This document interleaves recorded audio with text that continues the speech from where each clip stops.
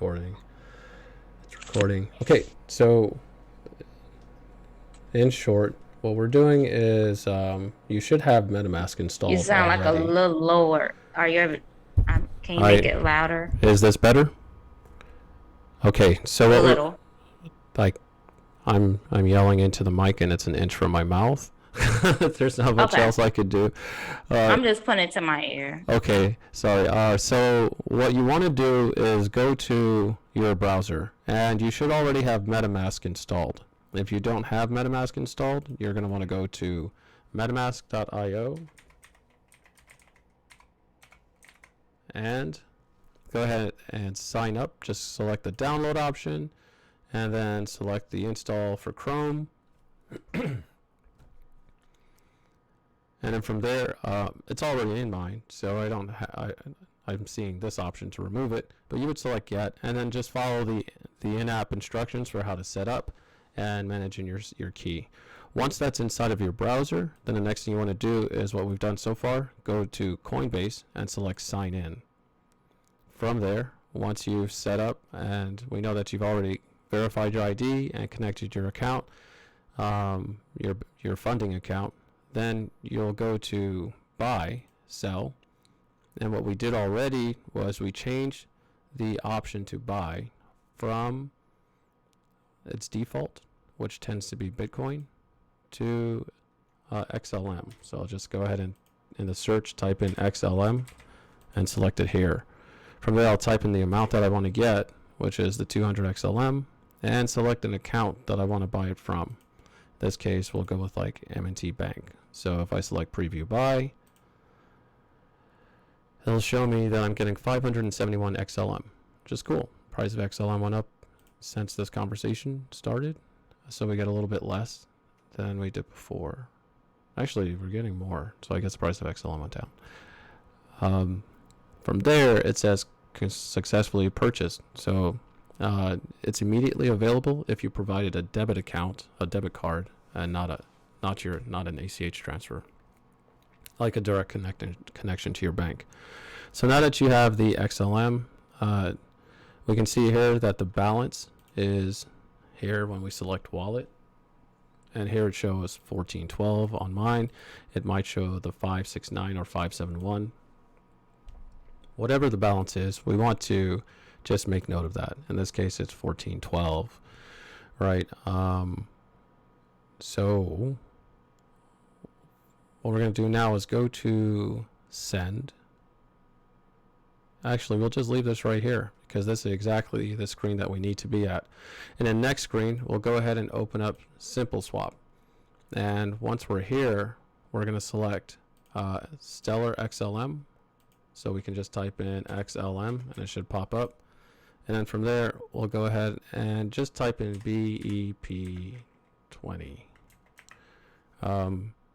Usually you see the option of like the Binance token, but we don't see it here. So we're going to select USDC and we'll enter the wallet that we want to send it to. That's where having set up MetaMask comes in. So we go ahead and click on MetaMask and select, just click where it says account 1 to copy it.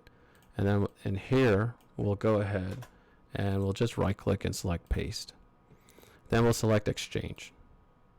So what it's going to do now is convert our XLM into USD coin by sending the XLM here. So the first thing we need to do is copy the address that we're sending it to. So here goes the address. So we'll copy that, head back into into Coinbase, and type in the to address by selecting paste. And then the memo, we'll copy that by just clicking copy to clipboard right here and selecting here, right clicking and selecting paste. And then we'll put in the amount. The amount has to match exactly what it says here. So number we put in was 569, so that's what we're going to put in here. So we'll click this to switch it to XLM, and then we'll just go ahead and type in 569. All right, now that that's all set, we'll press continue. It should ask us for a confirmation to say yes, we want to send 569 XLM to this account. It's not charging us any fees, and we click send now. In this case, it's asking me for a two-factor verification code.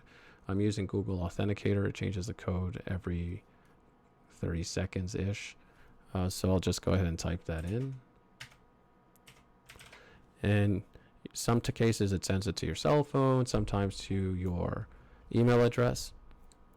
But pretty much once it's done, then it's going to go ahead and say that it's done, which is cool because then we come back here and we can check this site, and what it's going to do is it's waiting for that transaction to take place.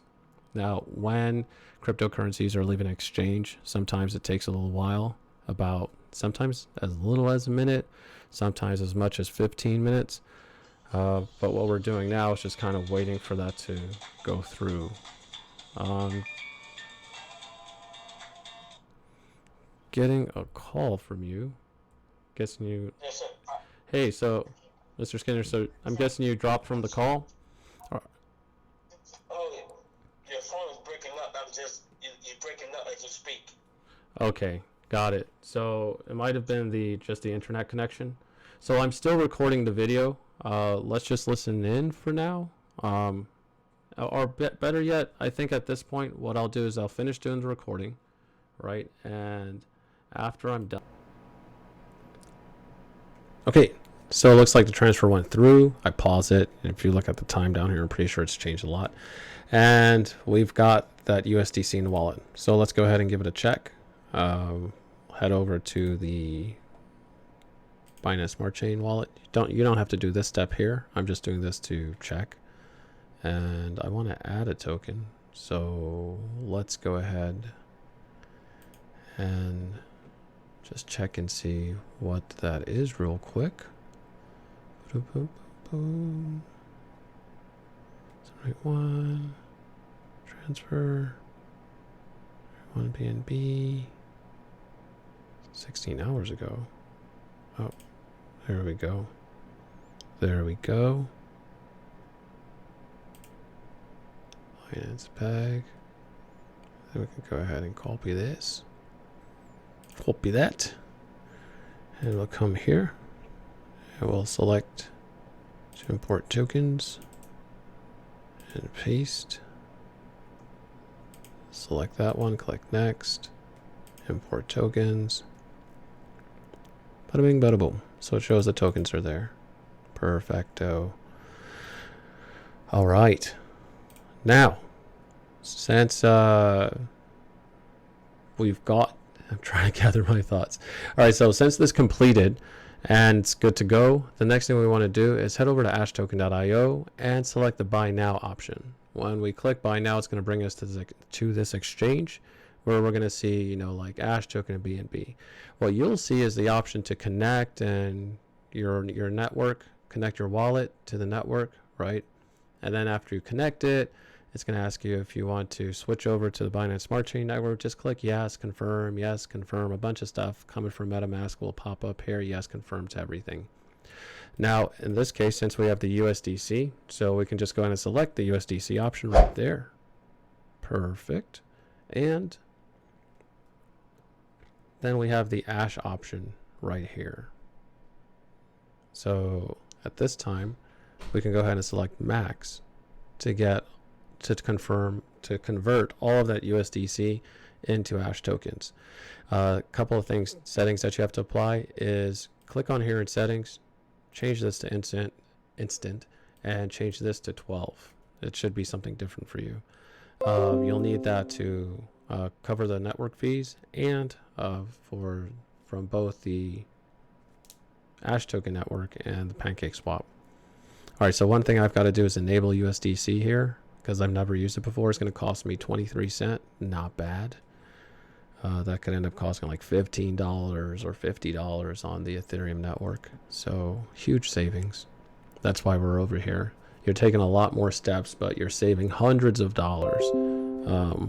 At least until the Ethereum network can pull itself together, do the merge, and hopefully fees are competitive with the Binance Smart Chain, in which case we can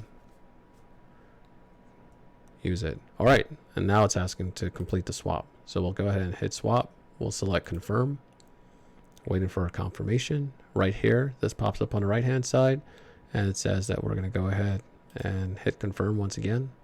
And don't forget at this point here to select add hash to MetaMask. So we click on it. It pops up here and says, do you want to add it? We'll say yes, we do. And then it says, all right, well, now it's saying that our transaction that we did before is completed. So that's it.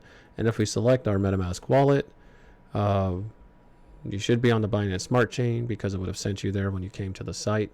And if you go to your assets and you take a look at your USDC, it should be 0. And then your hash token value should be up. And that's it. So the entire process, like recording from start to finish, was 10 minutes. Yeah. And that's about as quick as it takes when you're instructing. Like if we were just doing this minus the instruction, it could be done even faster. I think the biggest thing was the time waiting for the swap to occur. But I would say it's like a 3-minute or 5-minute transaction. And that's just because we don't have Binance up. It would be a lot faster with Binance. That's all.